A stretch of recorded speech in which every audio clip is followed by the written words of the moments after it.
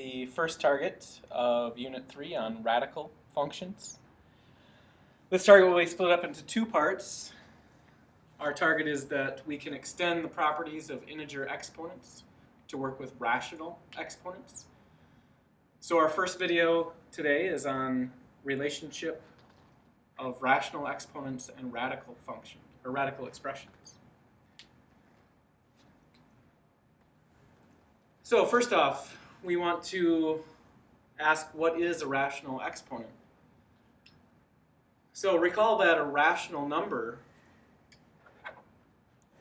is any number that can be written as p over q. P over q. Which means that a rational exponent is any exponent that can be written in the same way as a fraction, p over q. So if you're wondering what a rational exponent is, just think that a rational exponent is a fractional exponent. Any exponent that can be written as a fraction, which would also include your integers as well. So integer exponents are rational exponents as well, because let's say we have x squared. That is a rational exponent because it can be written as x to the 2 over 1. We can also have things like x to the 1/4. Okay, that would be a rational exponent. Or we could have x to the 2/7. Okay, anything that can be written as a fraction would be considered a rational exponent. Then, the next question is, since we're comparing a rational exponent to a radical, what is a radical? Well, put simply, it's a root. So think about what a square root is and extend that idea. So a square root, okay, for example, the square root of 4 is equal to 2 because 2 squared is equal to 4. So anything that can be squared then has a square root. Okay, so 2 squared is 4, so the square root of 4 is 2. Likewise, a third root of 8 is equal to 2 because 2 to the third power is equal to 8. So what we see is that a root is the opposite of a power. So if you want the square root, it's the opposite of squaring. If you want the third root, it's the opposite of cubing. Right? And the fourth root of 16 is equal to 2 because 2 to the fourth is equal to 16, and so on. Right? We can extend this to any root. So in general, for an integer n, if b to the n is equal to a, then b is said to be the nth root of a. And we write the nth root of a like this, where n is called the index of the radical. Right? So anything that has this symbol is considered a radical. Okay, that is the radical symbol.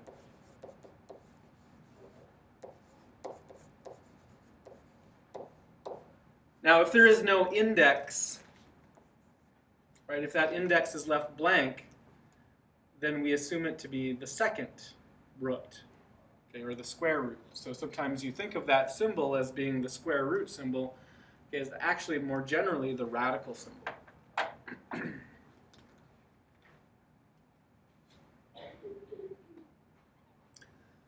All right, now, the idea here is how are rational exponents and radicals related to each other? So if we look at something in rational exponent form, we have a base, okay, written to an exponent, okay, a fractional exponent, okay, m divided by n. So you have a numerator, okay, and a denominator. Okay, m is the numerator,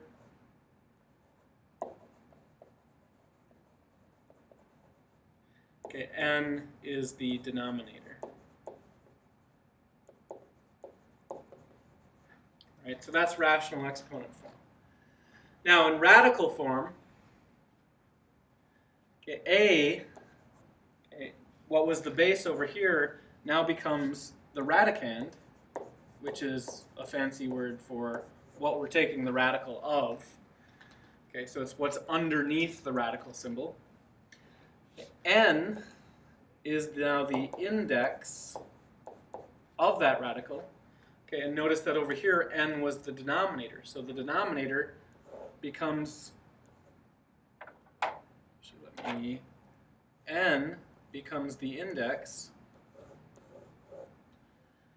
Okay, the base becomes the radicand. Okay, and finally, m is the exponent. Okay, whereas over here, m was the numerator. Okay, so numerator becomes the exponent, index becomes the denominator becomes the index, and the base becomes the radicand. Okay. Now we can also flip this around. Okay, if we start with the radical form, then the index becomes the denominator, the exponent becomes the numerator, and the radicand becomes the base. So let's take a look at some examples of rewriting expressions, okay, from radical notation into exponential notation. So the first one here, the third root of 12. Okay, index is 3, radicand is 12, okay, power is 1, right? The exponent is 1.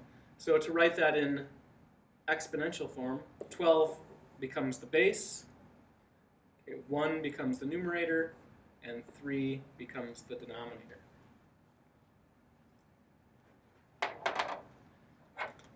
The second example, fifth root of 8.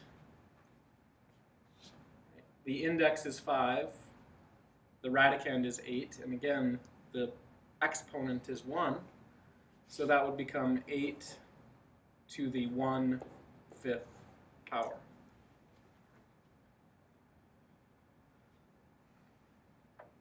The third example, we have the third root of 10 to the 7th power. So 3 is the index, 10 is the radicand, 7 is the exponent. So in rational exponent form, that becomes 10 to the 7/3. Take a second and pause the video and try the fourth example. And once you think you've got it, resume and see what the answer is. All right, in this last example, 8 is the index, 15 is the radicand, and 3 is the exponent. So in rational exponent form, it would be 15 to the 3/8 power. All right, now going back the other direction, if I have a fractional exponent, how do I write it as a radical? So in the first example, we have 5 to the 1/4. So 5 is the base, 1 is the numerator, 4 is the denominator. So that becomes the 4th root of 5. And we don't need to write the first power. Okay, since the numerator is 1, we can just leave it as the 4th root of 5. In the second example, 7 is the base, 1 is the numerator again, 3 is the denominator this time, so that would become the 3rd root of 7. And again, we don't need that 1 for the exponent because anything to the first power is just itself. Third example, we have 14 to the 2/5. So 14 is the base, 2 is the numerator, 5 is the denominator. So it would be the 5th root of 14 squared. All right, again, pause the video, try the fourth example. Once you have it, resume. So in this example, 21 is the base, 9 is the numerator, and 4 is the denominator.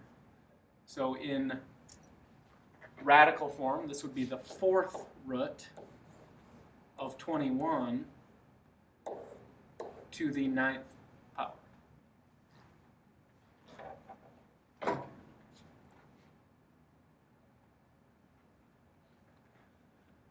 All right, that's it for the first part of target 18, converting between radical and exponential form. Okay, check tomorrow night for the second part of target 18, which will be actually using the properties and applying those to rational exponents.